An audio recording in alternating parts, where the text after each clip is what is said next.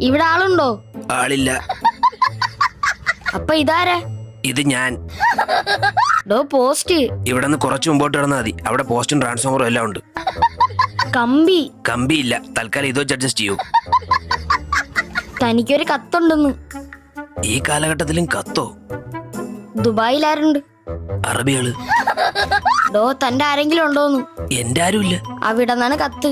ഇനി അറബിക്ക് അഡ്രസ് മാറിയതായിരിക്കോ? കീറ്. എന്താന്നറിയാതെ കീറി കളയണോ?